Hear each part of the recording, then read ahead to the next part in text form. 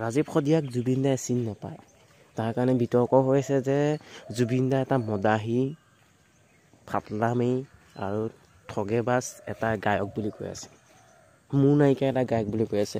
আগতে ছয়জনকে বিচাৰি বিচাৰি গান গাবলৈ মাতিছে জুবিন দাক। ৰাজীৱ শদিয়াক মাতিছিলে জানো? যদি ৰাজীৱ শদিয়াক চিনিয়ে পাইছিলে আপোনালোকে, ৰাজীৱ শদিয়াক চিনি পাইছিলে, আপোনালোকে নামাতিলে কেলে?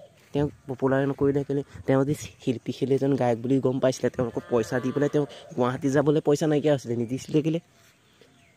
জুবিন দাই চিনি নাপাওঁ বুলি কৈছে, চিনি নাপায়, চিনি নাপাবও পাৰে। সেইটোত বিতৰ্ক কৰি একো লাভ নাই নহয়। আপোনালোকে যোনে যোনে এতিয়া কৈ আছে যে জুবিন দা ফাটলামি, তেওঁ নিজেও ফাটলামি। তেওঁ নিজেও পইচা নিদিলে কেলে? পইচা দি ৰাজীৱ শদিয়াক আগবঢ়াব লাগিছিলে, শিল্পীশীল গায়কক আগবঢ়াই নিব লাগিছিলে। তেওঁ গুৱাহাটী যাবলৈ এটা প্ৰগ্ৰেম কৰিবলৈ তেওঁ পইচা নাছিলে, ধান বিকি বিকি পইচা তেওঁ গোটাইছিলে। মোৰ বেয়া লাগিছে তেওঁ মৰাৰ কাৰণে, কিন্তু জুবিন দাক কোৱাৰ কাৰণে মোৰ হয়তো বেয়া লাগিছে। কাৰণ জুবিন দাই চিনি নাপাওঁ বুলি কৈছে, সেইটো লাষ্টত আজি ময়ো চিনি নাপাওঁ। এয়া মৰাৰ পাছতে কিছুমানে বহুতে চিনি পায়। আগতে চিনি পাইছিলে আপোনালোকে? নাই পোৱা। যোনকেইটা চিনি পাইছিলে সেইকেইটা ঘেণ্টা কি কৰিলে? লাচিত খানাৰ নেতাজনক ক'ব বিচাৰিছোঁ যে জুবিন দাক সি চিনি নাপায়, সেইটো মতলব নাই। সি চিনি নাপায়, সি গাঁৱৰ ক'ৰবাত চুকে কাণে সোমাই থকা মানুহ।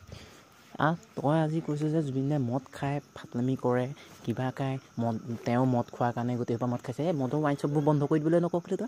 তই যি বিৰখানা হেৰিয়ে হয়, লাচিত বিৰখানা যি নেতাই হয়, তই আন্দোলন নকৰ কেলে যে ৱাইন শ্বপবোৰ বন্ধ কৰি দিয়ক? যে কোনো জুবিন দাক দেখি মাল খোৱা নাই, সেইটো নিজেই খাইছে মাল। আৰু জুবিন দা অসমৰ প্ৰেৰণা, হিমন্ত বিশ্ব শৰ্মাই কৈছে যে প্ৰেৰণা হয়।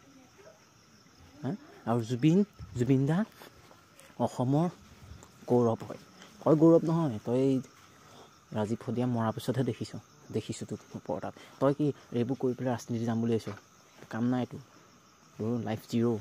তই জুবিন দাৰ ভৰি ধূলিৰ সমানো নহয়। জুবিন দাৰ লগত তৰ্ক কৰি একো লাভ নাই। জুবিন দাই সদায়। আৰু তই যি ৰাজীৱ শদিয়াক তহঁতি চিনিয়ে পাইছিলি, তহঁতি পইচা দি নুঠালি কেলে? প্ৰগ্ৰেমত কেলে 8-9 হাজাৰ টকা দিয় কেলে? 1 লাখ টকা 1.5 লাখ টকা নিদিয় কেলে?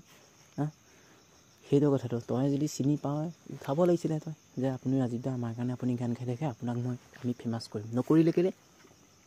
ধান বেছি মানুহজনে গান গাইছিলে, তহঁতি সহায় নকৰিলে কেলে? তাৰ সেইটো কৰিব লাগিছিলে। এতিয়া জুবিন দাই চিনি নাপাওঁ বুলি কৈছে, সেইটোত তহঁতি মাথা মাৰি লাভ নাই। তহঁতি আগতে যিখিনি কৰিব লাগিছিলে সেইখিনি তহঁতি নকৰিলে। এতিয়া মৰাৰ পাছত কৰি একো লাভ নাই।